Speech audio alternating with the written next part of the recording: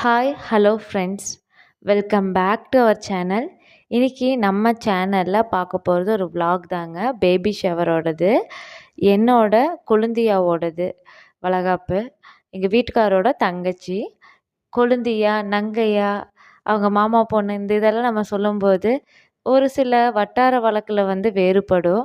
அந்த மாதிரி தான் இங்கே கொங்கு மண்டலத்தில் எப்படி சொல்லுவாங்க உறவு முறைகள் அப்படிங்கிறத அவங்க கூட இன்றைக்கி ஷேர் பண்ணலான்னு சொல்லிட்டு, ஃபஸ்ட்டு அப்பா சைட்லேருந்து ஆரம்பிக்கலாங்களா?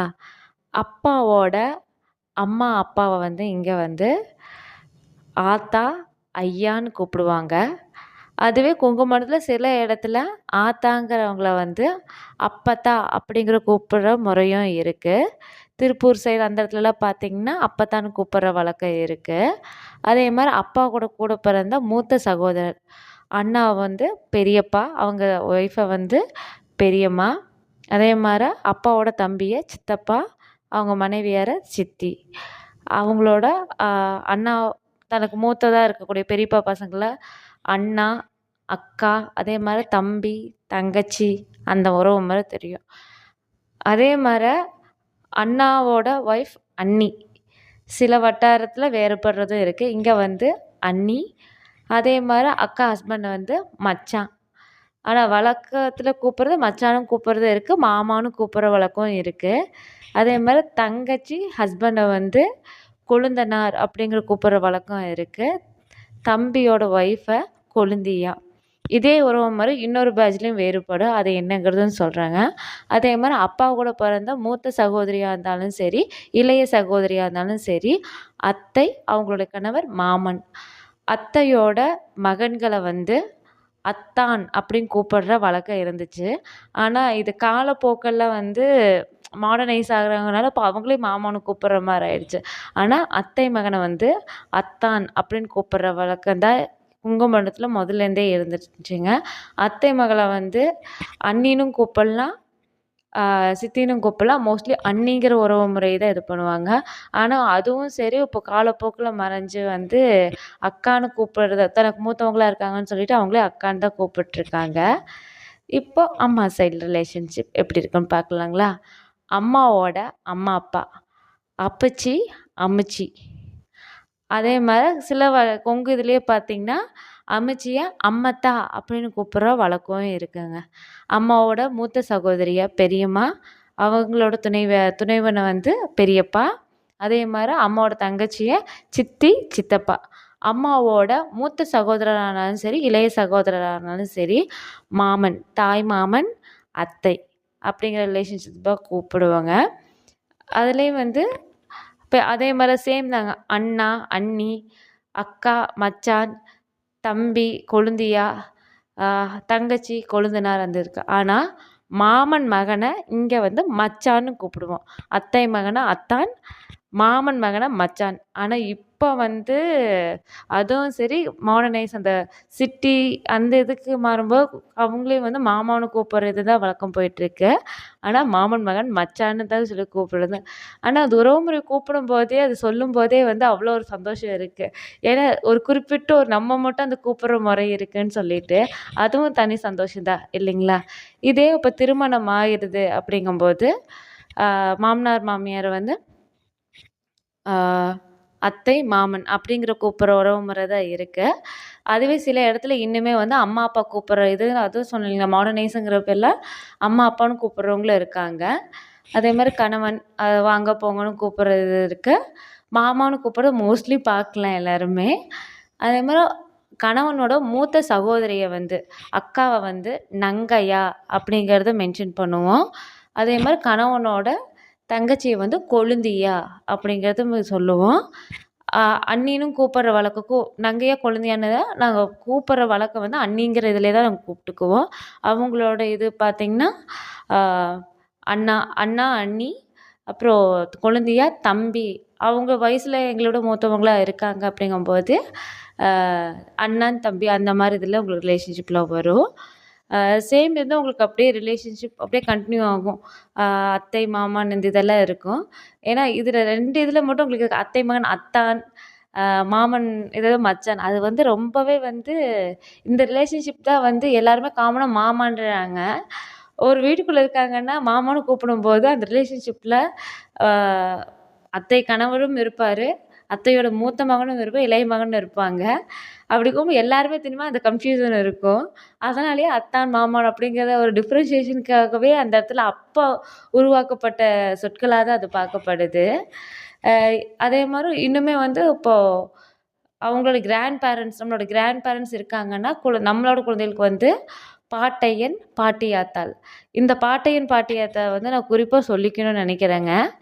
அ எங்க பாப்பாவுக்கு வந்து பாட்டையன், பாட்டியாத்தா இருக்காங்க. அது என்னோட ஓன் கிராண்ட் மதரும் இருக்காங்க. அது போய் எங்க ஹஸ்பண்டோட அ அ அவங்க அப்பத்தாவோட தம்பி. அவங்க இன்னுமே கப்பிள்ஸ் இருக்காங்க. அவங்களோடது கூட விஜயதசமி அன்னைக்கு அவங்களோடகிட்ட தான் ஆசீர்வாதம் வாங்குச்சு. அந்த வீடியோல பார்த்தீங்கன்னா தெரியும். பாட்டையன், பாட்டையாத்தா. அந்த இது வந்து இன்னுமே ஆசீர்வதிக்கப்பட்டதுன்னு சொல்லலாம். பாட்டையான்னு கூப்பிடும்போது எத்தனை பேத்துக்கு அந்த வாய்ப்பு இருக்கும். கூப்பிடுற குழந்தைகளுக்கும் சரி, அவங்க பேரன் பேத்தியோடதும் சேர்த்து அவங்களோட இன்னொரு தலைமுறையும் சேர்ந்து பார்க்குற பாக்கியம் வந்து கிடைச்சிருக்கு. ரொம்பவே அதிர்ஷ்டமானதுன்னு கூட சொல்லலாம். ஆசீர்வாதம்னு கூட சொல்லலாம். அதுதான் நான் சொல்லிக்கிறேன்னு நெனச்சேன். அதேமாரி உறவு முறையில போய் நிக்கும்போது, அண்ணி, நங்கையா எல்லாத்துக்கும் இன்ட்ரோ குடுக்கும்போது, இதே வந்து கணவனோட சகோதரனோட மனைவியார் அவங்கள வந்து நம்ம ஓரகத்தி, ஓப்பிரியா அப்படிங்கிற வழக்கம் இருக்கு. இங்க வந்து கொங்கு மண்டலத்துல வந்து ஓப்பிரியா அப்படிங்கிற வழக்கம் தான் கூப்பிடுவாங்க. மச்சான்டார் சம்சாரம், கொழுந்தனார் சம்சாரம் அது காமனா ஓப்பிரியான்னு சொல்ற வழக்கம் இருக்கு. மகன், மகள் இதெல்லாமே தெரியும். மருமகள், மருமகன், பேரன், பேத்தி, கொள்ளு பேரன், கொள்ளு பேத்தி இது எல்லாமே வந்து வழக்கத்துல இருக்கும். நம்ம உறவு முறைகள நம்ம வாய் விட்டு கூப்பிட்டு வர சுகமே தனின்னு நான் நினைக்கிறேங்க. யாரெல்லாம் இந்த இது நீங்க இது கேட்கும்போது, நான் இந்த ஒவ்வொரு உறவு முறை சொல்லும்போது ஒவ்வொருத்தங்க ஞாபகம் வந்திருக்கும் இல்லைங்களா? அதே மாரி நண்பன், தோழி அந்த ரிலேஷன்ஷிப்பும் சரி, ஒரு தனிமை ஒரு தனித்துவமானது, ஒரு இனிமையானதுன்னு நெனைக்கிறேன். ஆனா இங்கிலீஷ்ல எல்லாமே காமனா வந்து mummy, daddy, mom, dad, uncle, aunty, cousin அப்படின்னு சொல்லிட்டு ஒட்டுமொத்தமா முடிச்சிடுற மாரி இருக்கும். ஒரு sister, brother, sister brother in law, sister in law அந்த இது மாரி ஒரே வார்த்தையில ஆனா, இப்ப நம்ம ஒவ்வொரு வார்த்தை நங்கையா அப்படின்னு அந்த வார்த்தை சொல்லும்போது, ஓ! அவங்க கணவனோட மூத்த சகோதரிய குறிக்கிறாங்க. கொழுந்தி அப்படிங்கும்போது கணவனோட இளைய சகோதரி குறிக்கிறாங்க. அதேமாரி நம்மள அவங்க இன்ட்ரோ குடுக்கும்போது யாராச்சும் இன்ட்ரோ குடுக்கும்போதும் கூட, எங்களோட அண்ணி, என்னோட கொழுந்தியா அப்படின்னு கூப்பிடும்போது, நம்மளுக்கு அந்த இது தெரியுது. ஓகே இவங்க தம்பியோட ஒய்ஃபு, அண்ணனோட ஒய்ஃபு அப்படிங்கிற அந்த கிளாரிட்டி எல்லாத்துக்குமே தெரிய வருது. இதே மாரி தாங்க காரைக்குடி சைடாகட்டும், மதுரை சைடாகட்டும், அவங்களோட வட்டார வழக்கு நாங்க அண்ணிங்கிறோம், அவங்க மதினி, அதே மாரி அண்ணமண்டி அந்த மாரி ஒவ்வொரு இதும் இருக்கும். அந்த ரிலேஷன்ஷிப்ப வந்து அதுக்குரிய பாரம்பரியத்திலே கூப்பிடும்போது, நம்மளுக்கு அதோட நினைவுகளே தனின்னு சொல்லி நினைக்கிறேன். யாரெல்லாம் இந்த வீடியோ பார்க்கும்போது உங்களோட உறவுகள் நான் சொல்ல சொல்ல வந்து ஒவ்வொருத்தங்க ஞாபகம் வந்திருப்பாங்க இல்லைங்களா? அதேமாரி சிலர் வந்து ரொம்பவே நம்ம லைஃப்ல ஈவன் பங்காளி அப்படிங்கிற ஒரு உறவு முறையே இருக்கு. அதாவது 2 ஜெனரேஷனுக்கு முன்னாடி இருந்தக்கூடிய அண்ணன், தம்பி அவங்களோட குழந்தைகள்லாம் வரும்போது கடைசியில பங்காளின்னு இருக்கும். ஈவன் அவங்களோட குழந்தைங்க கூட நம்ம கூட ஓன் சிஸ்டர், ஓன் பிரதர் மார பழகுறவங்களும் இருக்காங்க. அந்த மாரி யாரெல்லாம் உங்களுக்கு ஞாபகம் வந்தாங்க? என்ன உறவு முறை அவங்களுக்கு உங்களுக்கு ஆகுறாங்க? அப்படிங்கிறது கூட நீங்க மென்ஷன் பண்ணலாம். ஈவன் நான் மேரேஜ் ஆனதுக்கப்புறம் கூட என்னோட கசின்ஸோட ஒய்ஃப் அது நான் சொல்லும்போது எங்க ஆ மச்சானோட ஒய்ஃப் அதாவது எங்க மாமன் பையனோட ஒய்ஃப் ஆகட்டும், அவங்களும் சரி ஓன் சிஸ்டர் மாரி தான் எங்களோட இதுக்கு முன்னாடி வெளிய இருந்து கல்யாணம் பண்ணிட்டு வந்தாலும், ஓன் சிஸ்டர்ஸ் மாரி தான் நாங்க பழகிட்டுருக்கோம். I just want to mention her name Nandini and அவங்களும் சரி, அக்கா அந்த இதில அவங்க இது பண்ணும்போது, என்னம்மா ஒரு தனித்துவமான உறவு எங்க இருந்தாலும் சரி, வந்து அந்த ஃப்ரெண்ட்லியான இது, அது நினைக்கும்போது ரொம்ப உள்ளுக்குள்ள ஒரு இடம் புரியாத சந்தோஷம்னு கூட சொல்லலாம்.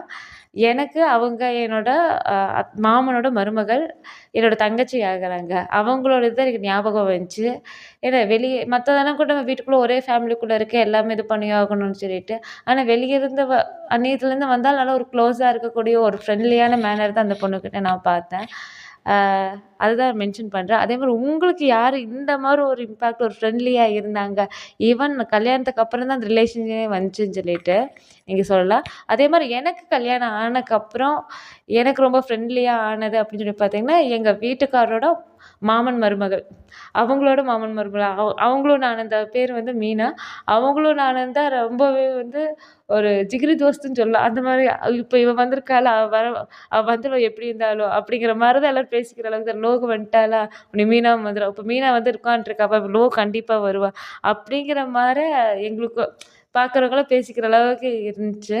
இப்பவும் இருக்குது. ஓகே. உன்னை ரிலேஷன்ஷிப் நம்ம என்னாச்சும் ஒரு ஃபங்ஷனுக்கு அந்த மாரி தான் நம்ம பார்ப்போம் இல்லைங்களா?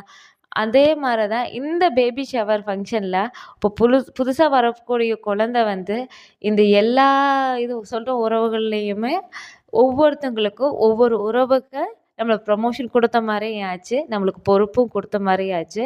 பயப்படாம இரும்மா, நாங்க பத்திரமா பார்த்துக்குவோம் அப்படின்னு சொல்லி வைக்கிறதுதாங்க இந்த நலங்கு.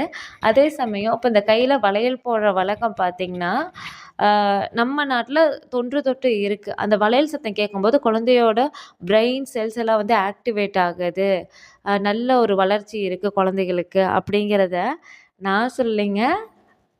அமெரிக்கால ரிசர்ச் யூனிட் ஒண்ணு அவங்க ரிசர்ச் சென்டர்ல அவங்க வெளியிட்ட ஆய்வறிக்கையில இருக்கு. இதையே வந்து ஃபாரின்ல என்ன பண்றாங்கன்னு கேட்டீங்கன்னா, 7 மாசமா அவங்க இருக்கும்போது, இந்த டால்ஃபினோட சத்தத்த வந்து கேட்க வைப்பாங்க. மாசமா இருக்கவங்க பக்கத்துல, அந்த வயித்து பக்கத்துல போய் கேட்க வைப்பாங்க. நீங்க அந்த டால்ஃபின் கத்துற சத்தம் கேட்டீங்கன்னா, கண்ணாடி வளையல் சத்தம் தான் கேட்குங்க. கண்ணாடி வளையல் சத்தம் ஏன்னா அது கத்துறது வந்து கண்ணாடி வளையல் சத்தம் மாரி தான் கேட்கும். மோஸ்ட்லி இது பார்க்குறவங்க மீனவர்களுக்கெல்லாம் மோஸ்ட்லி தெரியும்னு நினைக்கிறேன். ஒவ்வொரு சத்தம் அவங்களுக்கு எப்படின்னு சொல்லிட்டு. அந்த சத்தம் வந்து ஸ்டிமுலேட் ஆகுது. ஆனா, நம்ம ஆளுங்க ரொம்ப சிம்பிளா ஒரு ரூ. 30 ரூ. 50 இதுக்குள்ளேயே முடிச்சுட்டாங்க. ஆனா, அதைய வந்து ஒரு ஃபங்ஷனா இது பண்ணி அவங்களுக்குள்ள இருக்க பதட்டம், பயம் எதுவும் இல்லாம நார்மலா இருமா, எல்லாமே சரியாயிரும். நாங்க இத்தன பேர் உன் கூட இருக்கோம். தைரியமா இரு. தன்னம்பிக்கை ஊட்டும் விதமா தான் ஒவ்வொரு உறவு முறையும் வந்து அவங்களுக்கு நலங்கு வச்சு, வளையல் போட்டு விட்டு, அவங்கள பத்திரமா பார்த்து, தாய் வீட்லேருந்து கொண்டு வந்து இது அவங்க சக்திக்கு தகுந்த மாரி, வசதிக்கு ஏத்த மாரி இது பண்ணுவாங்க.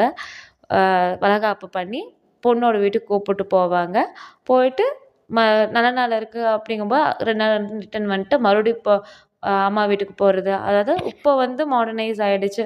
அந்த காலத்துல வந்து வளகாப்பு பண்ணி கூப்பிட்டு போயிட்டாங்கன்னா, அப்படியே பொண்ணு வீட்ல தான் இருப்பாங்க. பொண்ணோட அம்மா வீட்ல தான் இருப்பாங்க. ஆனா, இப்போ இதுங்கும்போது எங்க வந்து மெடிக்கல் செக்கப் காமிச்சிட்டுருக்காங்களோ, அதுக்கு பக்கத்துலயே யார் வீடு இருக்கோ, அம்மா வீடு இருக்கோ, இல்ல ஹஸ்பண்ட் வீடு இருக்கோ, அந்த இடத்துல தங்கறக்கு ஆரம்பிச்சுட்டாங்க. ஏன்னா, சேஃப்டி இஸ் ப்ரையாரிட்டி அப்படிங்கிறத விட, மெடிக்கல் எமர்ஜென்சிங்கும்போது எந்த இடத்துல வந்து நம்ம போனா ஆக்சஸ் இருக்கோ, அந்த இடத்துல பக்கத்துல இருக்கிறது நல்லது அப்படிங்கிற இதில தான் போயிட்டுருக்கு. அஃப்கோர்ஸ் என்னதான் நம்ம வந்து உறவுமுறைகள் எல்லாமே இது பண்ணாலும், மாடர்னைஸே ஆயிட்டு இருந்தாலுமே, இன்னும் நம்மளோட பழைய வழக்கங்கள் நம்ம ஃபாலோ பண்ணிட்டு தான் இருக்கோம். அதே சமயம் கொஞ்சம் மாடர்னைஸும் கலந்துருக்கோம். ரொம்ப மாடர்னைசேஷனும் வேணாங்கிறது தான் இது. இந்த இது எல்லாத்தையும் கூப்பிட்டு இது பண்ணும்போது, அது ஒரு கெட் டுகெதர் ரொம்ப நாளுக்கு அப்புறம் இது பண்ணும்போது, அதுவும் ஒரு சந்தோஷம் தான் இல்லைங்களா? யாரெல்லாம் வந்து ரீசென்ட் டைம்ல பேபி ஷவர் ஃபங்ஷன் போனீங்க, அது உங்களுக்கு என்ன ரிலேஷன்ஷிப் ஆகுறாங்கிறதையும் மென்ஷன் பண்ணுங்க. இதுதான் இன்னைக்கு நான் ஷேர் பண்ணணும்னு நெனச்சேன். அ எதா இருந்தாலும் சரி, பயமில்லாம பார்த்துக்கணும். அதே மாரி ஆண், பெண் எந்த குழந்தை வந்தாலும் சரி, எதா இருந்தாலும் அக்செப்ட் பண்ணிக்க நம்ம ரெடியா இருக்கணும். ஏன்னா சில சமயம் வந்து கடவுள் வந்து காமிச்சிருவாரு. இந்த குழந்தைங்கிறது வந்து கடவுளோட கிஃப்ட். அது நாம இப்ப வேண்டாம், அப்புறம் வாங்கிக்கலாம் அப்படிங்கிறதில்ல. அவர் குடுக்கும்போது நம்ம வாங்கிக்கணும், பத்திரமா பார்த்துக்கணும். எப்படி இருந்தாலும் சரி, நம்ம ஆணா இருந்தாலும் சரி, பெண்ணா இருந்தாலும் சரி, அந்த குழந்தை நம்மளது. நம்ம தான் நல்லபடியா பார்த்துக்கணும். இல்லைங்களா? ஃபுல் ரெஸ்பான்சிபிலிட்டிங்கிறது வந்து அந்த அம்மா, அப்பாங்கிற ஒரு போஸ்டிங் வரப்போது, இந்த குழந்தைக்கு மொத்தமா வந்து நம்ம ரெஸ்பான்சிபிலிட்டி எடுத்துக்கிறோம். ஆ அம்மா, அப்பாங்கிறது நம்ம விளையாட்டுத்தனமா சில டைம் நம்மளே அறியாம நம்ம இது செட்டு கொஞ்சம் ஜோவியலா இருக்கு. அதெல்லாம் மாறி ஓகே நம்ம குழந்தை நம்ம ஒரு ஸ்டெப் நம்ம முன்னாடி எடுத்து நம்ம அ ரெஸ்பான்சிபிள் இன்னுமே நம்மளுக்கு கூடுது அப்படிங்கிற ஒரு கான்ஷியஸ் கொண்டு வரதுக்கு தான் இதுலயே எங்களோட ஃபோட்டோஸ்ல சின்னதா ஆட் பண்ணியிருப்பேன். எப்படிங்க நாங்க நல்லா இருக்கோமா? நானு, அவரு, பாப்பா 3 பேரும் சேர்ந்து எடுத்துக்கிட்டோம். இது வந்து அ வளகாப்பு முடிஞ்சு ஈவினிங் நல்ல நேரம் பார்த்து பொண்ணையும் மாப்பிள்ளையும் வந்து பிள்ளையார் கோயிலுக்கு போயிட்டு மடி கட்டுறதுன்னு ஒரு வழக்கம் இருக்குது. இந்த தேங்காய் அந்த சாமியோட சாமான் எலுமிச்சை பழம் அதெல்லாம் இது பண்ணிவிட்டு பொண்ணோட வீட்டுக்கு கொண்டு வந்து விடுவாங்க. அப்போ ஆரத்தி எடுத்த இது. பார்க்கலாங்க. இந்த ஆரத்திங்கிறது கூட ஒரு கெமிக்கல் ரியாக்ஷனுங்கிற மாரி தான் ஈவன் என் ஸ்டூடெண்ட்ஸ்க்கு நான் சொல்லி எக்ஸாம்பிள் சொன்னேன். ஏன்னா ப்ராக்டிக்கல் எக்ஸாம்பிள் சொல்லும்போது பசங்க நல்லா ஈஸி ஞாபகம் வச்சுக்கிறாங்க. இந்த தாம்பாளத்தில நம்ம கரைக்கக்கூடிய ஒரு கெமிக்கல் ரியாக்ஷன். அதனால கலர் சேஞ்ச் ஆகுது இல்லைங்களா? அது என்ன கெமிக்கல் ரியாக்ஷன்? என்னென்ன காம்போனன்ட்ஸுங்கிறத யாராச்சும் கெமிஸ்ட்ரி ஸ்டூடெண்ட் நல்லா ஸ்ட்ராங்கா இருக்கீங்கன்னா சொல்லுங்க. ஏன்னா நானும் ஆரம்ப காலத்தில கெமிஸ்ட்ரி ரொம்ப வீக்கான ஸ்டூடெண்ட்டா இருந்தேன். அதுக்கப்புறமா வந்து நம்மளுக்கு ஒண்ணு சப்ஜெக்ட் பிடிக்கணும். இல்லைன்னா சப்ஜெக்ட் டீச்சர் பிடிக்கணும். எனக்கு ஃபஸ்ட்டு வந்து சப்ஜெக்ட்டும் பிடிக்காம இருந்துச்சு, டீச்சரும் பிடிக்காம இருந்துச்சு. ஆனா பின்னாட்கள் வந்து எங்க டீச்சர் ஈவன் என்னோட காலேஜ் லெக்சரர் எங்க மேம் சத்யபிரியா மேம் பிடிச்சிச்சு. அதனால கெமிஸ்ட்ரி பிடிச்சு மேல வந்துட்டேன். அந்த கெமிக்கல் ரியாக்ஷன் என்னங்கிறது மறக்காம சொல்லுங்க. அவ்வளோதான்